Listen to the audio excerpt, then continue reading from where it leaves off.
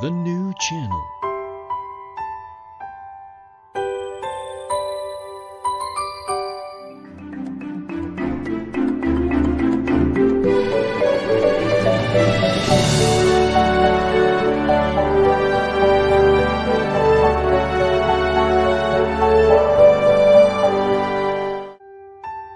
The new channel.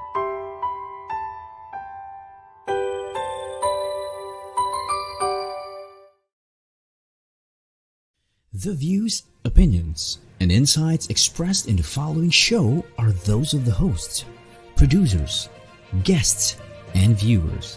They do not necessarily reflect the position of the channel. Viewer discretion is advised.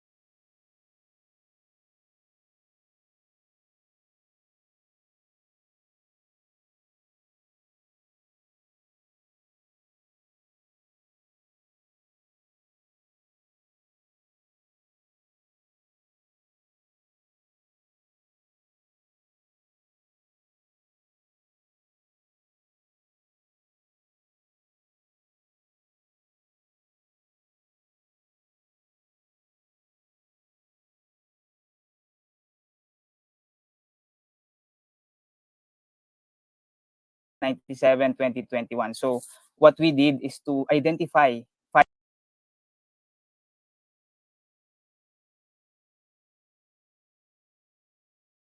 key points para mas madali nating maintindihan ano ba tong circular na ito.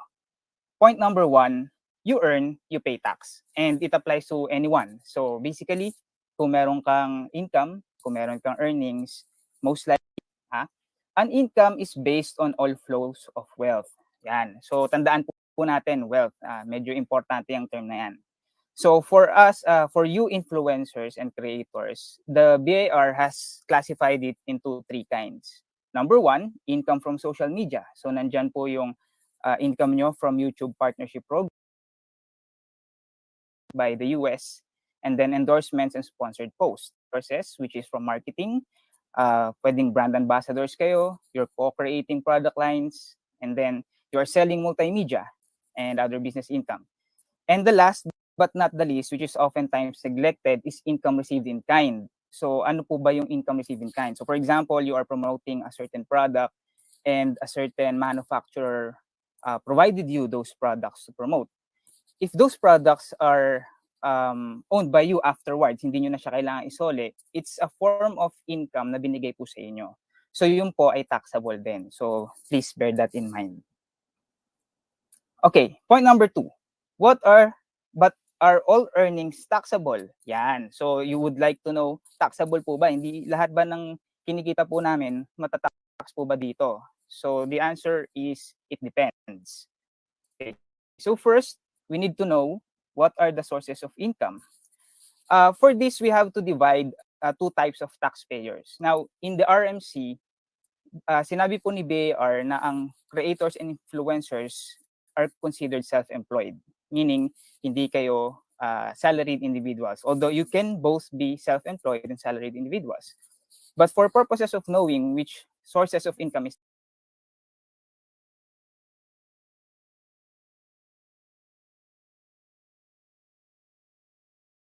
taxable, we have to know, resident citizen ba tayo or others? Actually, marami pong ibang classification, but for the purposes of this discussion, let's break it down into two na lang. What is a resident citizen? Resident citizen, Filipino citizen, whether you are a dual citizen, triple citizen, or whatever, as long as may Filipino citizenship ka, Filipino citizen ka.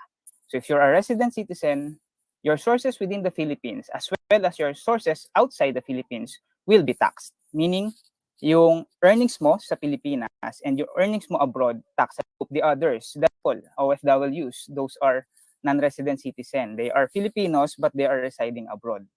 And there are aliens. I'm not referring to dun sa mga hindi nandito sa earth. No? Aliens are those that are foreigners, not Filipino citizens. Yan yung term na ginagamit natin sa tax code. So for those people, yung sources within the Philippines lang po yung matataksan. So yung mga mga earnings nila sa ibang bansa, hindi po yan matataksan. So like I said, for example, an OFW, yung income niya or salary niya sa ibang bansa, hindi po yan tinataksan dito sa Pilipinas. But you would ask, attorney, yung OFW po namin na family member may business sa Pilipinas. O yan po, that's sources within the Philippines and matataksan po yun. So basic types of taxpayers as far as influencers are concerned, this is based on gross sales, kung ano yung mga nare-receive po natin or gross receipts. So there are 4 tiers. First tier, 250,000. This is annual gross sales po, no? 250,000 or less, that's tax-free. Wala po tayong babayaran na tax. Second tier, more than 250,000 to 3 million. Ayan, may income na po tayo na medyo nagiging significant. For that, may babayaran po tayong tax pero hindi naman siguro ganun kalaki. Kagandahan po sa train law, binigyan tayo ng 8% gross income tax as an option. So you could see 8% lang yung babayaran, but that's optional. Or kung willing ka, kung gusto mo magbayad ng mas malaking tax, which I know you don't, graduated rates, so 20 to 32%. Now, VAT registration would be optional. And of course, you could deduct expenses, business expenses, to lower or eliminate taxes. Third tier would be those earning more than 3 million. Big time na. Big time na yung creators and influencers natin. So for that, medyo limited na yung choices natin. Ano?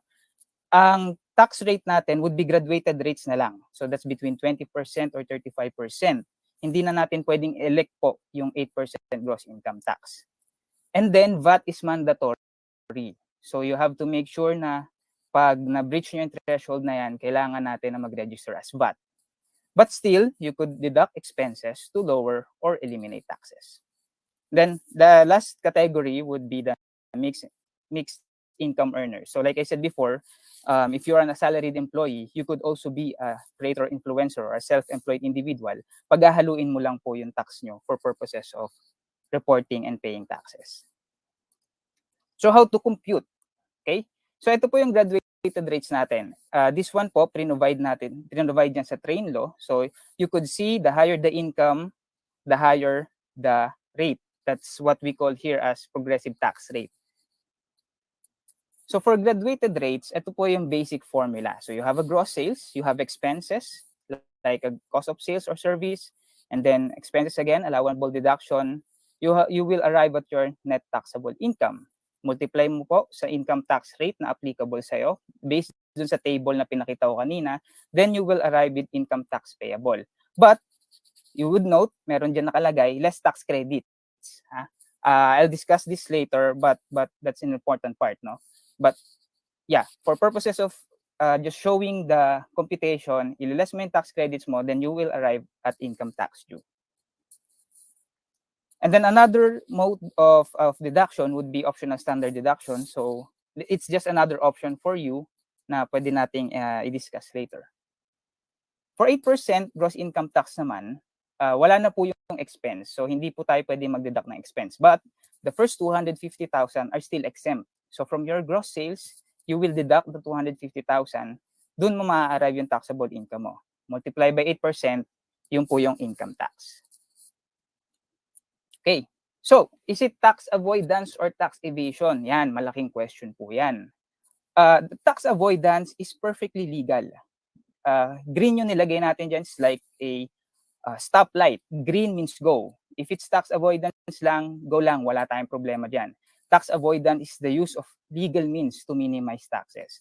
So what we have mentioned earlier, using 8% instead nung graduated rates na mas mataas, by deducting business expenses, lumiliit po yung taxes natin.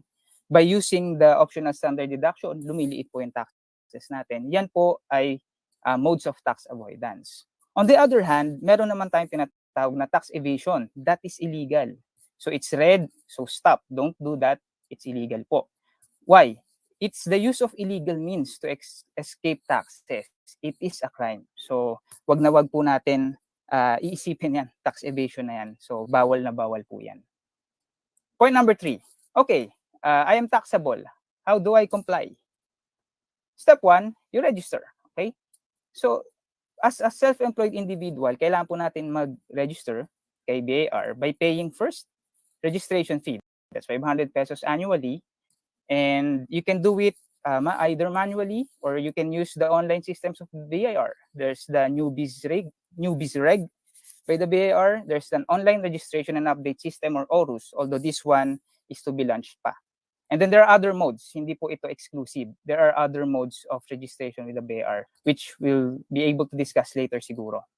Number 2, get official receipts. Yan, importante po yan. So once you register, you will have to get official receipts kasi required na po tayo na mag-issue ng OR for any payments sa atin.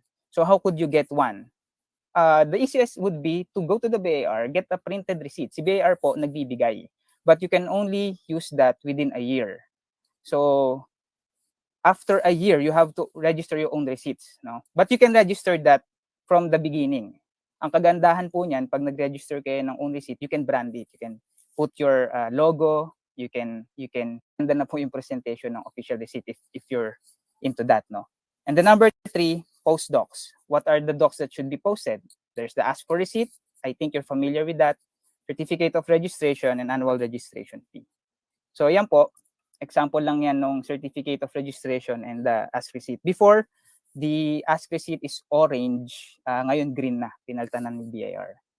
Now, in the certificate of registration, you would notice, meron po dyan sa lower part, the registered activity and the tax type. Generally, si BIR po yung magde-determine kung ano-ano yung mga tax na liable kayo. So you won't have to think about it anymore. Step 2, OR. Okay, so like I mentioned earlier, you will be required to issue OR for any payment that you receive. So, hello? Yes. So, issue OR for fees received. Okay? Now, kung meron ka namang expense, you should get an OR or invoice mismo. Hello? Yan. Okay.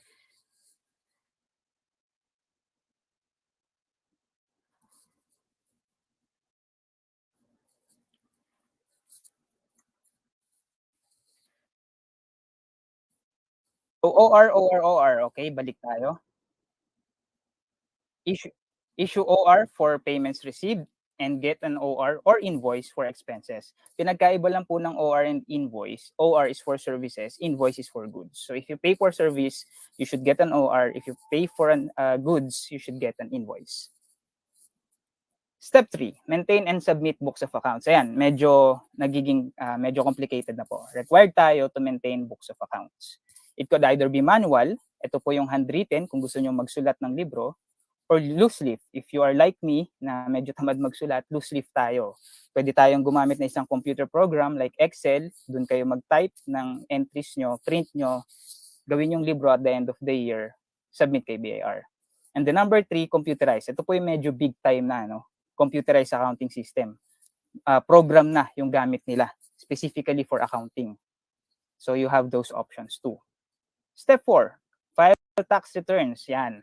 So you could either file tax returns manually or electronic. These are not exclusive modes po. There are other modes. But for purposes of our discussion, ito yung ipe-present natin.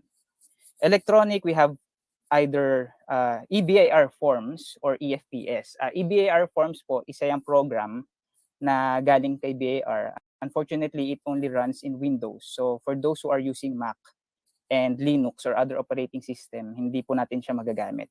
The other one is EFPS, that's Electronic Filing and Payment System. That's web-based. Gamit po yung mismong website ni BIR. So ito po yung modes of filing. So ito po itsura ng EBIR forms. And then ito naman po yung EFPS. Tax returns generally to be determined by BIR. So like I said earlier, si BIR po yung magsasabi kung ano yung tax returns. So it could be monthly, quarterly, annually, including annual income tax return and other returns. Step 5, pay your tax due. Okay. So bayad na tayo, nakapag-file na tayo, next thing to do, bayad. Number 1, manually. Number 2, electronic ulit. For manual mode of payment, that's the usual po, no? You can have the form, you can fill out the form. Pwede kayong pumunta sa authorized agent bank, which is accredited for RDO, then bayad ka, whether cash or check. Another one is through mobile revenue collection system. That's available po sa EBIR forms. Marami pong methods dyan. There's a GCash, Paymaya, Linkbiz Portal, DBP Tax Online, Union Bank, PesoNet. Again, these are not exclusive modes how to pay taxes. There are others po that we will not be able to discuss here na. And then, another electronic method is EFPS. Pag EFPS po, from the website system, diretso yan sa online banking. So doon na kayo magbabayad through your online banking. Point 4. Okay, so how will the BIR get me? So, inisip mo compliant ka na, di ba? So, how will the BIR get me? Well, hindi naman po kayo bigla na lang kakatukin na BIR. So, nakita ni BIR, oh, si influencer or si creator, meron siyang 1 million subscribers, yung views niya sa YouTube 1 million, ang daming ads in between videos, definitely nag-earn to ng income. So, hindi naman po siya ganun kadali. There is a due process for that. Hindi naman po bigla na lang pupunta si BIR sa inyo na, oy, magbayad ka ng tax. Hindi po yung ganun. So, for the BIR, there are 3 phases. No?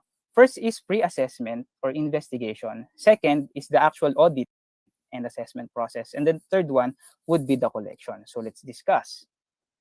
Pre-assessment. So, there are investigation techniques that the BIR could use. First is the net worth method or wealth, which I mentioned earlier. Like I said, income is all flows of wealth. So for this, they could check your property, your wealth. There are registrable properties like your cars, your condos, your houses. Those are registrable properties. So pwede pong makita ni BIR yan kung nakapangalan lalo na sa inyo. Second, income payments by withholding agents. So for example, you were engaged by a certain company to promote their product. Magbabayad po sila sa inyo and then magwi-withhold sila ng tax. That's income payment by withholding agent. So that withholding tax, i-report yan ni withholding agent ni company kay BIR. So pwede rin po makita ni BIR yung information na yun. And of course, thirdly, yung mismong social media post po ninyo as creators and influencers. Yan. That's public knowledge. Makikita po talaga yan ni BIR. Okay, so those are the indicators of wealth na pwedeng gamitin ni BIR to profile you. So sabihin nila, sino ba po yung mga talagang we think na may income? And from that, what they are going to do next is to match those with your tax returns. Okay, so halimbawa, nakita nila na malaki yung income, malaki yung property, and then nakita nila, oh, bakit walang tax return tong individual na to, tong influencer na to? Mahirap po yun. That's what happened to Al Capone. If you know Al Capone. Al Capone is an American gangster during the Prohibition era, but you can Google that. But anyway, yun po yung risk doon. Especially if you're posting left and right about your wealth sa social media. So medyo ingat po tayo dyan. Number 3, use of informers. Yan. So yung mga nagsusumbong, actually pwede pong magsumbong. But there's a certain procedure that an informer should follow. Hindi po yan basta-basta na meron po tayong viewer or follower tapos sabihin, oh, si influencer ganito or si YouTuber ganyan. Ito po yung mga property niyan, susumbong ko kayo kay BIR. Hindi po siya ganun nag-work. May specific procedure for that na fina-follow po si BIR. And then, of course, there's the tax mapping or surveillance. So I won't discuss that in detail anymore. Next, the audit and assessment process. So like I said, meron po tayong due process. Usually, it will start by the issuance of letter of authority. So this paper po, ito yung nagbibigay ng authority kay BIR para i-investigate or i-assess kayo. So pwede na siya mag-audit pag merong issue na letter of authority. After that, pag in-audit po kayo, ito na yung assessment proper. So bibigyan kayo ng notice of discrepancy kung meron silang nakita dun sa kanilang audit na hindi nyo nabayaran na taxes. And then after that, preliminary assessment notice. And then after that, final assessment notice. Pag nag-protest kayo, bibigyan kayo ng final decision on disputed assessment. So yan po yung assessment procedure. But you can appeal kung hindi nyo gusto or hindi kayo nag-agree dun sa audit findings si BIR, then you can either appeal administratively to the Commissioner of Internal Revenue or a judicial appeal to the Court of Tax Appeals. So, after na yung assessment, anong gagawin? For example, naging final na siya tapos yung appeal process, if you are voluntarily paying, then no problem, babayaran mo na lang siya. But pag nagmamatigas ka kay BIR, then the BIR has these tools to enforce collection. So, ito po yung nilista namin na sample ng procedure na pwedeng gawin ni BIR to enforce yung collection ng taxes. Okay, point number 5. Other important things in the circular.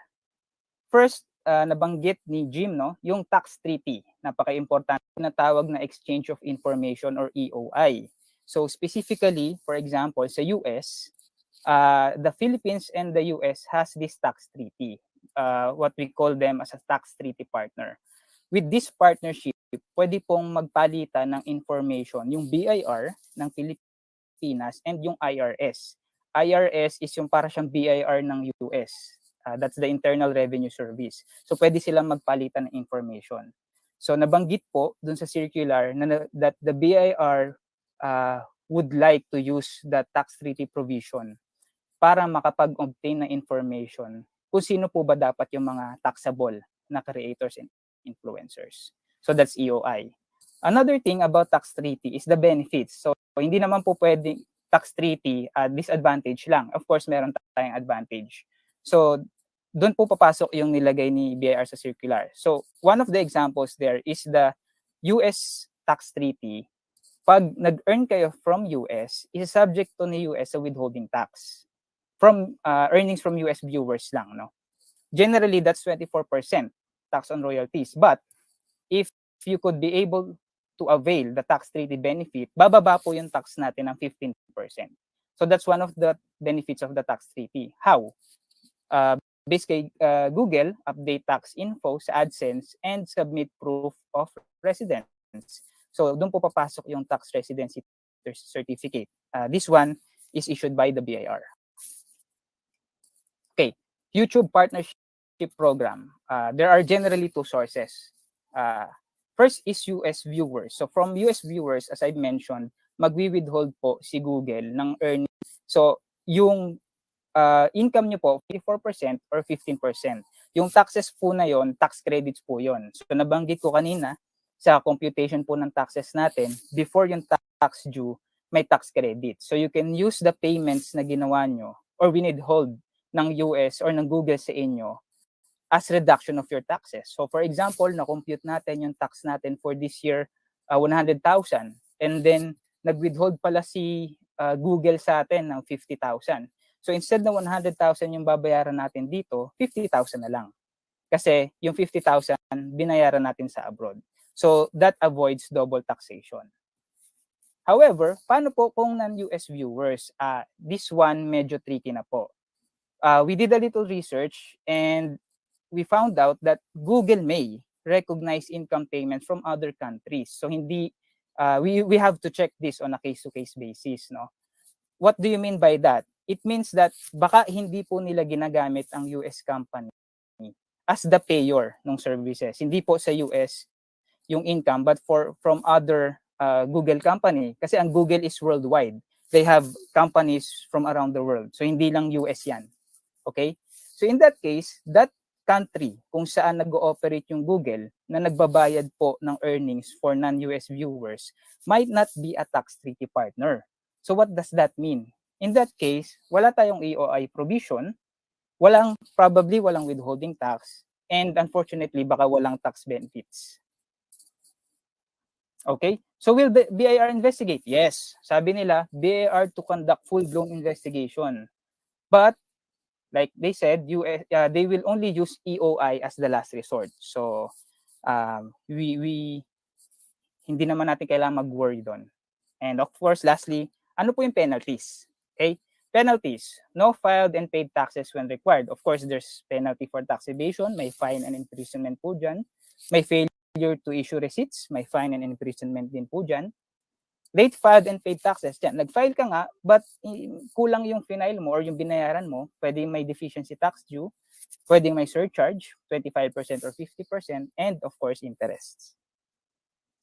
Other penalties, compromise penalty in lieu of imprisonment. Yan, hindi naman po porket meron tayong penalty for imprisonment, makukulong agad. Hindi naman po. So the BAR, the tax code provides a compromise penalty. So instead of imposing the imprisonment as the penalty, compromise na lang, meaning pagbabayarin na lang po kayo. May table for that.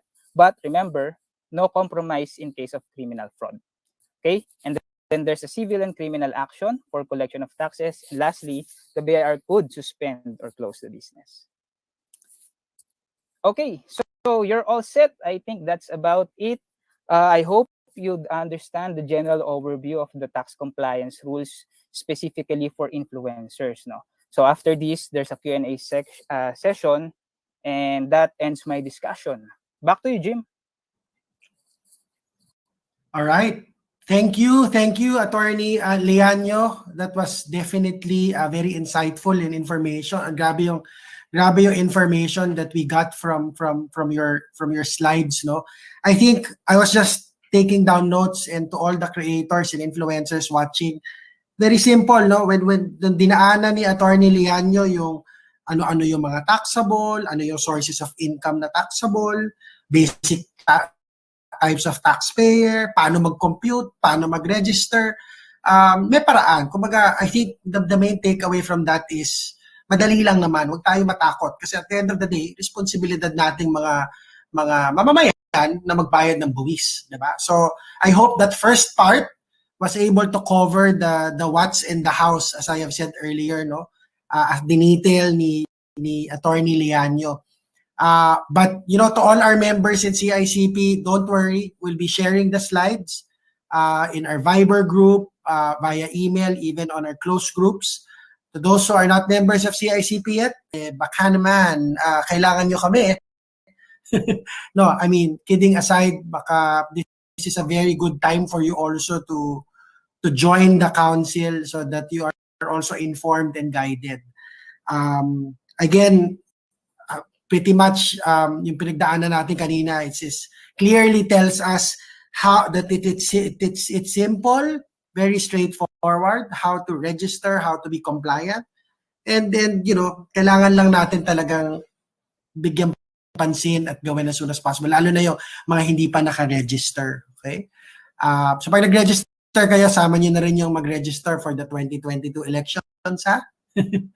Anyway, again, thank you so much much, Attorney Lianyo, for sharing your insights regarding the memorandum this afternoon. Later, you'll see Attorney Lianyo in the next part of this. So I think it's about time for us to move on to our fireside chat. Ako talagang excited because we've really invited the best that we can speak to in this special town hall meeting. So for this session, apart from Attorney Lianyo, whom you have met earlier, we have also invited respected, highly esteemed panelists, which will be moderated by our very own Attorney JJ Dicini of Dicini and Dicini Law Office. So to all our viewers, if you have any questions regarding our topic, comment down below, and then we'll read them later during the conversation. So before we begin our fireside chat, I guess it's important for us to get to know our panelists first. So allow me to introduce them one by one. Of course, first is, again, as mentioned, you've met already Attorney Daniel Lianyo, who will be joining us in the fireside chat. We have two very important guests for this afternoon. Our second guest will be Attorney Kevin Baldonado. He's the Chief Legal Officer of Taxumo. So good afternoon, Attorney Baldonado. And then our third guests, of course, if you have been watching the news the past few days and ever since this memorandum circular has been the talk of the town, our next guest is pretty much everywhere talking about this, helping creators and influencers, the public, really understand how to comply and take this circular on. No? So, of course, I am referring to the Mon Abrea of the Asian Consulting Group. So it's also a CPA, MBA, and chairman and CEO of the ACG, the Asian Consulting Group. All right, so let me go ahead and give the floor to Attorney Dicini, who will be moderating this session. Attorney? Thank you, Jim. Thank you for that kind introduction. So very excited for this fireside chat. Yes. We'll jump into it. As you mentioned, it's a very esteemed panelist. We have esteemed panelists with us, and we'd like to jump on straight on to the topic. I'd like to, Attorney JJ, I'd like to personally thank muna Attorney Baldonado for being with us. Mr. Mon Abrea, good afternoon, sir. Nice to see you again. Nice to see you again. O sige, masyado masikip ako sa screen, so aalis muna ako at we'll let Attorney JJ drive the conversation. So, see you guys later. Salamat. All right. Thank you. So, siguro just as an introduction, I'd like to ask initially Attorney Kevin, perhaps you could give us a short introduction about yourself and Taxumo and how you can help our influencers. So, hi everyone. I'm Attorney Kevin Baldonado. I mostly specialize with corporate taxation, but I am also a co-founder and chief legal officer of Taxumo. So, what Taxumo is we are a tech startup here in the Philippines, and we specialize in the automation of tax payments and filings. So we are a electronic tax software provider as certified by the BIR, and we are also certified as an operator of payment systems by the BSP. All right. Thank you. Mon, perhaps you could give it, although you need no introduction, I'm sure, but could you please give a short introduction about yourself and Asian Consulting Group? I am an ex-BIR examiner, and we work closely with BIR. I actually host their online show, BIR in Action Live, every other Monday. And if you have questions on taxes, you can just download TaxWiz PH app for free, and we answer all questions daily, free of charge. And right now, to help BIR, we also provide free tax assistance to register and help everyone, not just the social media influencers, comply with it. I always reiterate, even in my interviews, especially with the 1 million cash reward, this is not just for the online influencers or gamers. In fact, with all the issues now in Congress, we have to be more critical about the corrupt politicians and illegal businessmen. I think this is really to help government collect the right taxes. Baka naman pwede pang bumaba, di ba? Pag nagbayad sila. Thank you. That's right. So we'll jump into it already.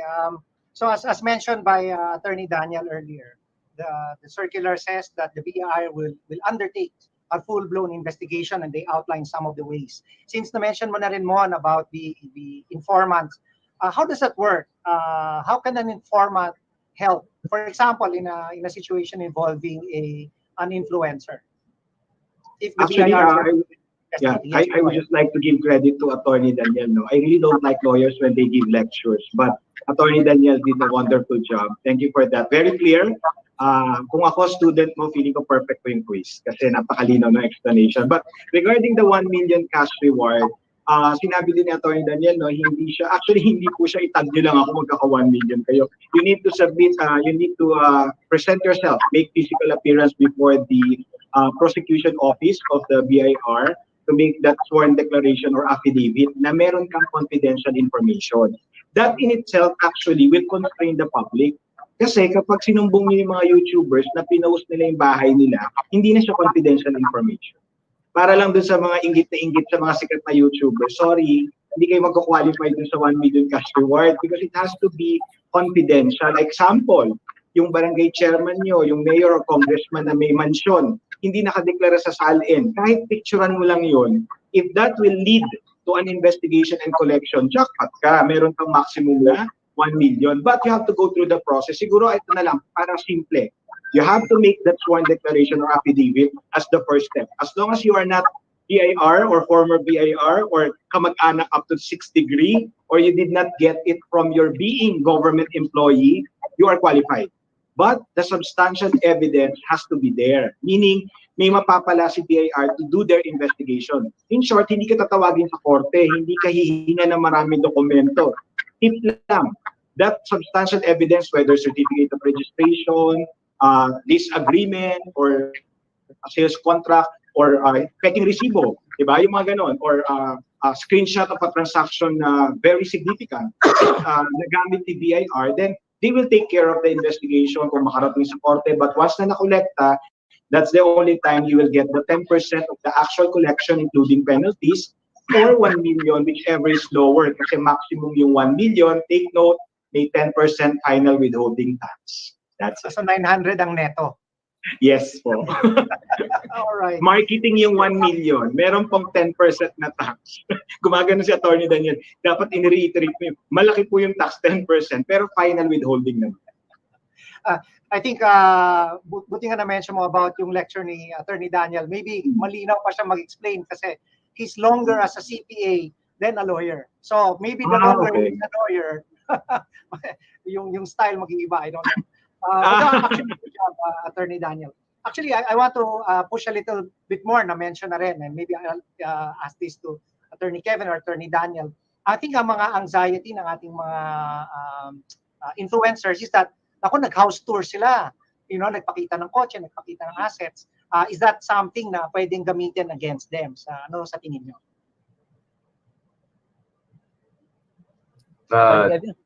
Sige, ako muna. Yeah, definitely kung mag-flaunt ka ng assets mo tapos ito ay hindi reflective kung ano yung actual na dinedeclare mo to the government, that could be construed against you. Yes. Okay. So I'll just add, no, like I said earlier, pwede kasi si BIR mag-profile. So I showed kanina doon sa slide, meron silang surveillance, no. They could surveil you. It's subject to certain limitations like our right to privacy. But the BIR has that authority. So of course, if you flaunt your wealth, if you flaunt your assets, definitely you will be within the BIR's radar. So you have to be careful about that. Okay. Pero I mean, I guess ang tanong rin dyan, what about yung mga kotse sa kale? Is that also madaling matrace yan? I guess ang sinasabi nyo, am I correct na dapat nakarehistro sa'yo, mas madaling makita ng BIR. Is that correct? Yes. Yes, sir, JJ. So, yun nga, registered kasi yung properties, ano? So, if the BIR would dig into these public records, pwede silang makipag-coordinate with these government agencies na may registration documents ka. Pwede. So, it's the same way kung paano sila nag-o-audit ng mga companies. So, hindi siya magkaiba. The method is almost the same. Tinitingnan talaga nila yung mga property. In fact, in case of a letter of authority, may tinatawag sila na assets, yung Form 0804. So ililista mo dun yung assets mo. But of course, you won't be willing na ilagay dun yung full. But those are just the examples that the BIR could obtain information. Okay. So now I'll ask So let's say that yung isang influencer nakatanggap siya ng ano nga ba yung first stage? It's a letter of authority. He will receive a notice from the BIR. Is that correct? Na he's Yes. being audited. So pag ganun, ano pong what can they expect? Anong may expect na ating influencer? Anong pwedeng gawin ng BIR or ano yung hihingi ng BIR sa kanya? Actually, it's the same naman eh. There's a due process ha. Lagi ko sinasabi, huwag kayong matakot sa BIR. In fact, they may get information but they have to verify it. It's up to us to really prove. The burden of proof is on us. Na una, yung sinabi ni Attorney Daniel, rehistrado tayo. Pangalawa na kung ano man yung pinambayad natin, sa kung ano mang nabili na pundar natin, nabayaran natin yung buwis doon. As long as we're okay naman that we can prove that we have really complied and paid our taxes. Sa akin, I'm always on TV and anywhere.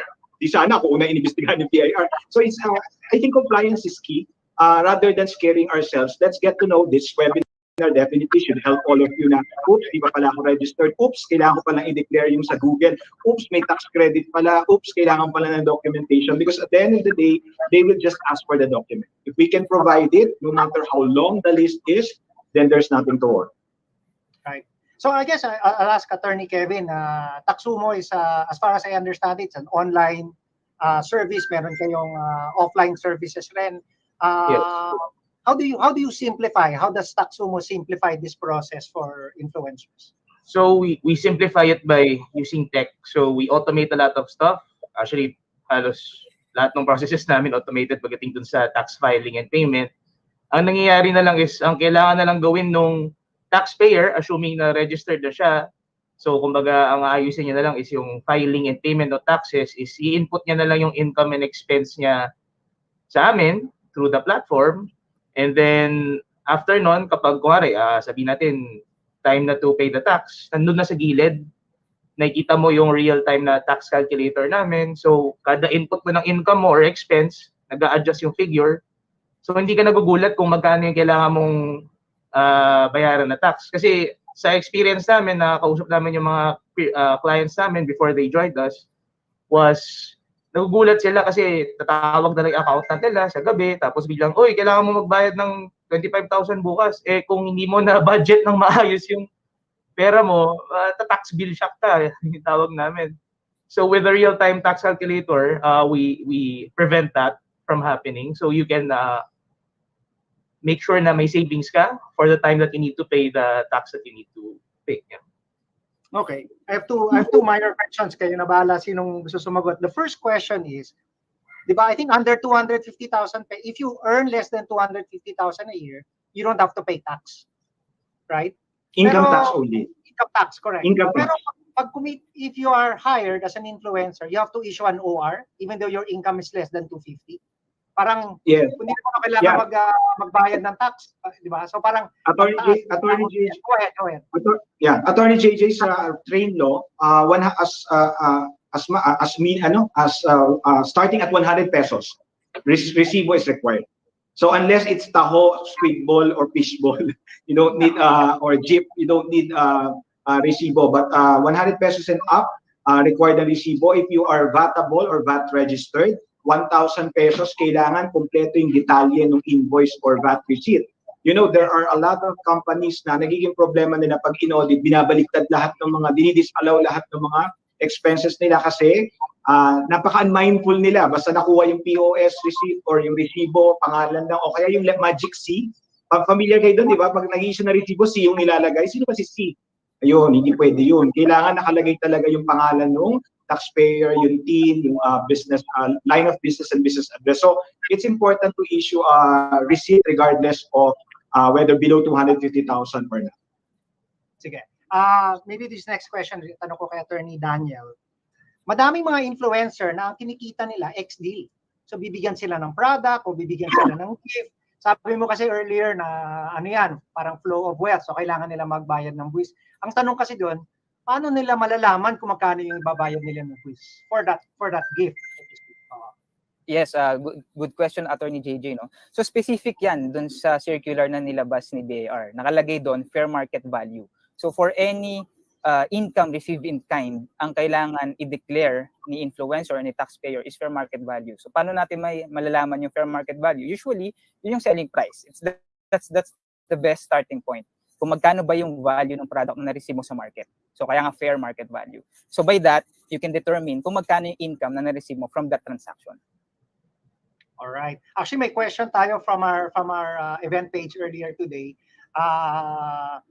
Okay, so this is a new thing that's happening now. Madami nagki-cryptocurrency trading online. They buy, they sell, and pataas pa ba kasi ang presyo? Ang tanong ngayon niya, nag-register daw siya as 8% tax rate. Ang tanong niya, ano ba to? Am I still required to follow the contribution bracket? Kailangan ba daw niya magbayad ng SSS and PhilHealth? Kasi fluctuating naman daw yung income niya. Kasi pag bumagsak... That's voluntary. Voluntary na, no? Kasi parang For self-employed, that's voluntary. But in terms of income tax, pag crypto, ano sa tingin nyo? I know this is a bit off, no? Ako, I'll comment on that on three aspects. Number one, BSP has not yet accepted cryptocurrency, or they haven't defined. There's no ruling or regulation yet that cryptocurrency is indeed an acceptable currency in the Philippines. That's why a lot of the online gamers are reacting on my interviews na, paano mo kami ita-tax? Wala pa naman siyang valuation. Pero yung sinabi ni Attorney Daniel, kaya gusto ko siyang lecturer.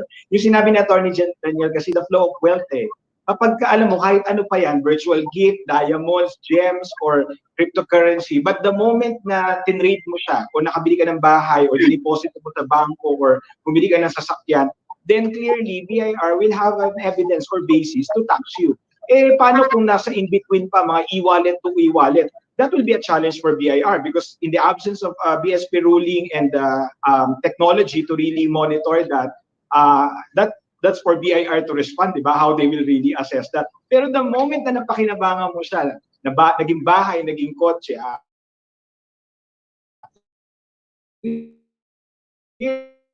really, there is ang laki daw na kinikita ng ibang tao sa Axie Infinity. I've never played. Actually, singit ko lang. Sorry. Go ahead. Yeah, pero pagdating dun sa crypto with regards to the BSP, they actually issue yung virtual asset service provider na license. Pero that's more of para dun sa mga crypto exchanges that operate here in the Philippines. So kung iniisip nila parang paano ba kami hahabulin kung crypto to crypto naman yan, kumbaga kung Bitcoin to Bitcoin, nasa blockchain yan pero hindi naman siya peso. Ang sagot doon is the moment na mag-cash out kayo dun sa mga exchanges na yan, yung mga exchanges na yan, they are licensed by the BSP, so may KYC yan. Yes. Doon nila nalalaman. Of course, sometimes hindi panalo, sometimes talo. So I think yun yung hinaingin nila. Right. Okay.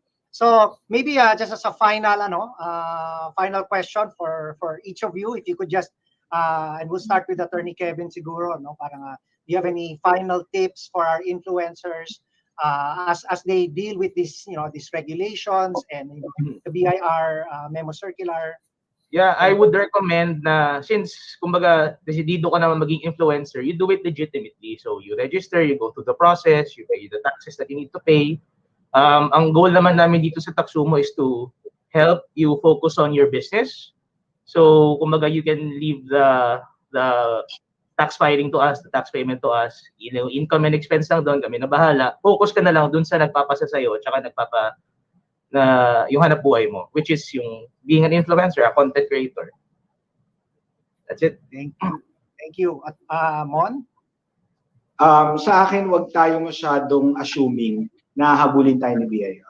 At wag din tayong masyadong mawindang kasi in the first place, sa 110 million na populasyon, 3,000 lang yung examiners. Obviously, they will prioritize on the big earners. So with great power comes great responsibility. With big income comes big taxes. So at ACG, we help you save money on taxes.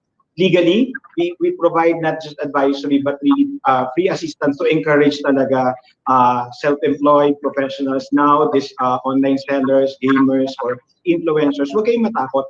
But education is also important. Kahit na ipagkatiwala mo yan sa expert, or sa technology kung hindi mo naiintindihan. At the end of the day, you will not have that peace of mind. So kami, ako pag tinatanong ko, like ko sinasabi kahit kila Tito Boy, kahit kay Commissioner, sabi niya, bakit ka magaling? Sabi ko, hindi sinasabi magaling ako, pero I'll give you peace of mind. That when we help you, you will never worry about your taxes.